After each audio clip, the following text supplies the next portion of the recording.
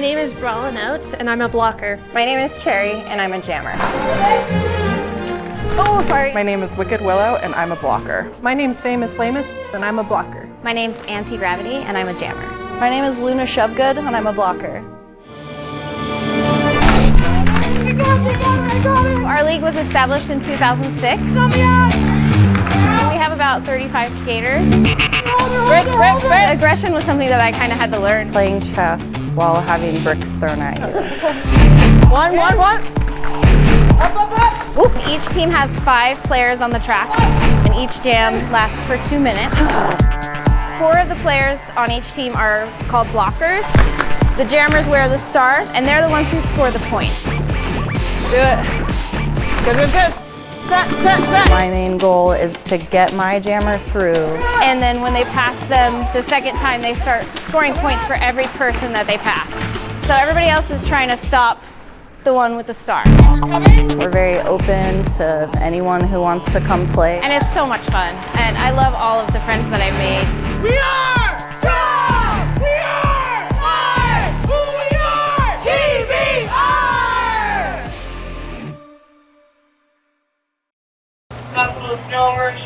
When a call for help comes in, the Sun Valley Ski Patrol is ready. Those on 2 and 4 legs. Good one. Blaze is high energy.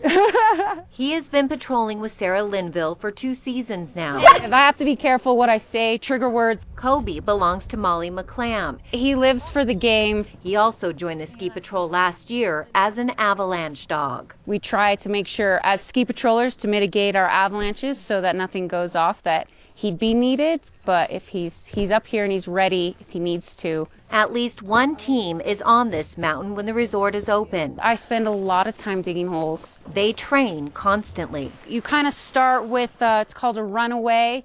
You have the dog and someone gets excited and runs away from the dog behind a building. The dog chases after them, learning the command, whatever your command is. And then you progress it further to where the dog can't see the person run away. They have to learn how to use their nose, to where now they're suddenly in a hole.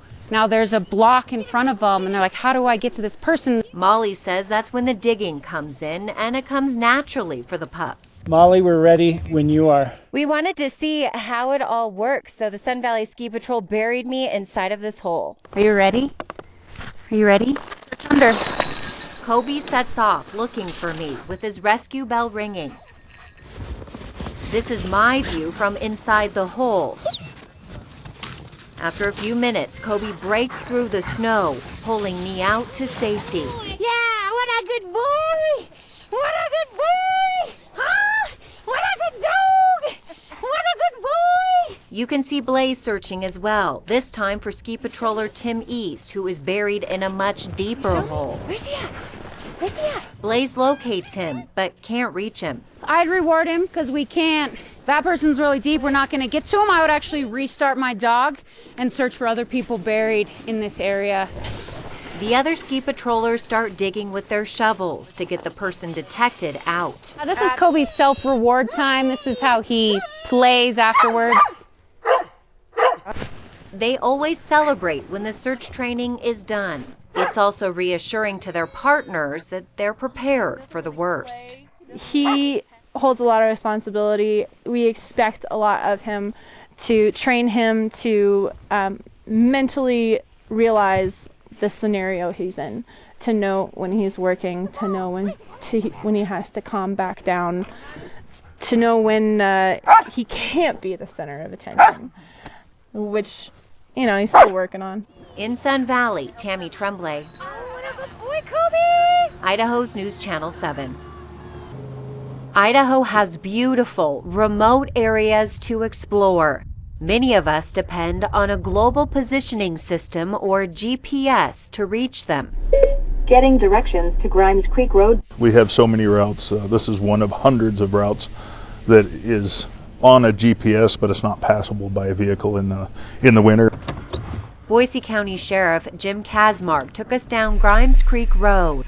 We stopped the truck before the road got difficult. Here's a good example of somebody who's gone through the maintenance. You don't know if they've got stuck back here or not. And then people who aren't familiar with the area or don't have the right equipment, can look at this and see, well, somebody else did it. That's why he says you cannot rely on this technology, especially in the backcountry, even if it looks like someone else made it through. If you mark the shortest route and sometimes even the main route up here, it's not the way to go. If your GPS fails, you could end up in a remote location with no help in sight and no idea of where you're going to go. You need to be prepared. Sheriff Kazmark says that planning starts before you even head out. I would talk to people that have been on the trails before, perhaps contact either the Forest Service office or the Boise County Sheriff's office and get information on the actual route that you're planning on. You also need to tell someone exactly where you'll be traveling. And say, I'm going to be going along this road to this destination. If you just say I'm going to be in the Idaho City area, you've got 2,000 square miles of wilderness. And that's a lot of area for a search and rescue operation. They happen out here weekly. And so they get stuck in the mountains and we have to go get them. Those could be resolved in a matter of hours, and we've had some that have been multi-day operations. Idaho Mountain Search and Rescue gets called in to help dozens of times every year. Well, the best thing is you want to stay with your car, and if you have the ability to run your car, you want to run it for a short period of time, making sure the exhaust is clear of any snow so that you're at least warm and then could be sheltered from the elements. Christensen says you also should have a survival pack ready to go before hitting the backcountry, even if you're just planning to drive through it. You want to make sure you have appropriate clothing for it. That's where not wearing cotton and wearing those synthetics and having the appropriate layers. And have navigation, a flashlight, sun protection, first aid, and fire starting supplies. Don't forget food and water and some sort of insulation. Plus, Sheriff Kazmark says make sure you leave your cell phone on. Even if you don't have a cell phone signal, search and rescue, and we have devices that can help pick up that signal. A lot to think about for a scenic backcountry drive in the Gem State, but it could make all the difference. There's a rule of threes. You can live for 3 weeks without food, you can live for 3 days without water, you can live for 3 hours in extreme conditions without shelter, but 3 seconds, if you've at least prepared and you have the right equipment, those first 3 seconds are going to give you at least enough confidence to make the right decisions as you start facing your situation. In Boise County, Tammy Tremblay, Idaho's News Channel 7. Well, good evening and welcome to the News at 10. I'm Gretchen Parsons. And I'm Brian Holmes. We're going to start with this evening, a tragedy turned love story. 12 years ago, 2 families from Sweet, Idaho suffered a big loss when 5 kids from 2 families were killed in a car accident on their way to school. Well, today, a remaining sibling from each of those families, they're happily married to each other. The couple is currently living in Twin Falls, and today our Misty Inglet sat down with them to hear their happy ending. Back in 2007, the Walker family lost 3 children and the Probst family lost 2. Now, more than a decade later, that loss has become a blessing for a couple of newlyweds.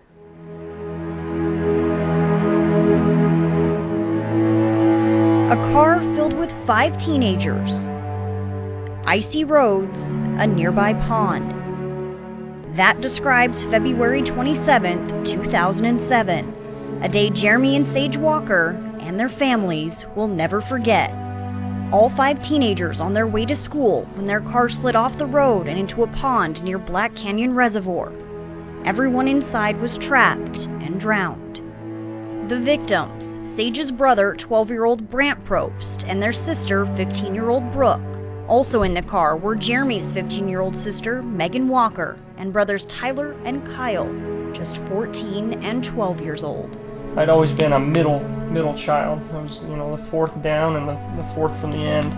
And all of a sudden, that put me and then my just younger brother, we're the oldest in the family all of a sudden. Jeremy was 10 at the time and Sage was 8. So I just remember as my mom was taking me out the door, having in my head all day that a white car drove into a pond, and that was the color of the car they drove. The Probst and Walker families had been close before the accident. The kids were all best friends. After the accident, our families went on quite a few yearly traditions to remember the kids. We went to Hawaii together, went to Disney World together. That's where Jeremy and Sage's love story begins. We just became best friends. But as Sage got a little older, and especially as I got a little bit older, you know, it started to be pretty apparent that we had feelings for each other.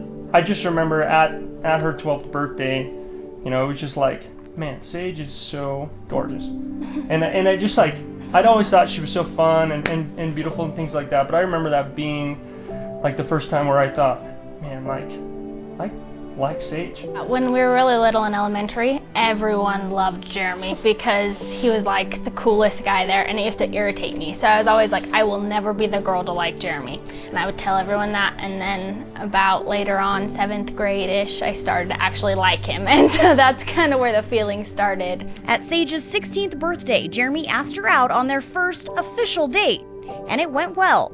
The two dated throughout high school, though not exclusively. Last year, in 2018, Jeremy returned from serving an LDS church mission, and they started dating seriously. The two were married in August. Not a day goes by that I don't miss my older siblings, and not a day goes by that she doesn't miss her brother and sister. And that'll never change. But at the same time, not a day goes by that I don't feel like that tragedy has turned into a blessing. Because Jeremy and Sage say that tragedy created a special connection between them. We both lost siblings together, and that'll always be something that's so hard in our lives, but I also feel like it's something that I've always felt like I can understand how she feels, and I definitely feel like she understands how I feel. Jeremy and Sage say they believe their siblings have always been watching over them, and maybe even doing a little bit of matchmaking. And so, yeah, we felt like they've been excited. Like when we got married, we definitely felt them there on our wedding. Or I imagine they're just like looking down and just as happy as could be. Reporting in Twin Falls, Misty Inglet, Idaho's News Channel 7. We're in the parking lot of the Payette Brewing Company. This is the meeting place of the Boise Bike Tours. You know what I'm talking about. You've seen them around town, cruising, taking in the sights. Well, today we're going to meet the man who got the whole thing rolling. I'm Sean Welsh. I'm the owner and creator of Boise Bicycle Tours. Okay, Sean, so we've seen you taking people on tours all around town, but help us understand truly, what is Boise Bicycle Tours? Boise Bicycle Tours is me and my wife Cindy's little bike tour company, and what we do is we give personal guided tours of Boise, Idaho. The best way I've always thought to go around Boise is a bicycle. That's our favorite thing to do, is ride our bikes around Boise, and I figured why not have a bicycle tour. Okay, and then you have multiple tours too, right? It's not just like one experience, but there's many that people can choose from. Absolutely, we even have custom tours. Our most popular tour we call the Best of Boise Tour, and it is about 3.5 miles downtown and about 3.5 miles on the Greenbelt. Art, history, sightseeing, a little bit of exercise. And why? Why did you start this? I was kind of between careers and out doing different things, and noticed that all of a sudden Boise was getting to be kind of a big deal, and people were coming here to visit. It was becoming a tourist attraction. What do you offer to the clients when they decide that they want to book a Boise bicycle tour? Well, your guide. Your guide, yes, right. Your expertise. A comfortable bicycle. Okay. Cold bottled water. Woo! We bring extra tubes, a digital pump, all the tools I need. You get a few flats every year. This is after all, goat head territory here. So bye to the goat head. Yes, but you're ready though, right? Yes, so we're ready. No matter what, when you hit that you give me trail, 5 to 7 minutes, your flat is repaired, and we're on our way. Okay, excellent. Less talk, more rock. Let's roll. So Sean, what's one of the first things you actually teach people on these tours? The first thing I teach them is how to pronounce Boise correctly. For a lot of visitors, this is the first time they get to see our river, so it is absolutely beautiful. This statue of Anne Frank shows her looking out the window of the attic of the annex, and what she's looking at, as you see over there, is a sapling directly from that original tree in Amsterdam. So Sean, what do you love so much about riding around here in downtown Boise? Well, the best thing about riding a bike in Boise is, walking's a little bit slow. You don't get to see as much, and driving is obviously too fast. You missed everything. It's kind of like the Goldilocks thing. Bicycle is just the perfect pace. we still get to see a lot of stuff, and we get to see a lot of stuff in just a few hours. I like that. It's just right, right? And I personally, I just want to say thank you, because I grew up here in Idaho, in Boise in particular. I thought I knew the city, but today riding around with you, I learned so much more, which I think just proves the point that there's always something new to discover. And there's always new things in Boise. Yes, there are. And I feel like there's still so much more. So do you want to keep riding? Yeah, let's do it. All right, let's do it. Okay. Woo!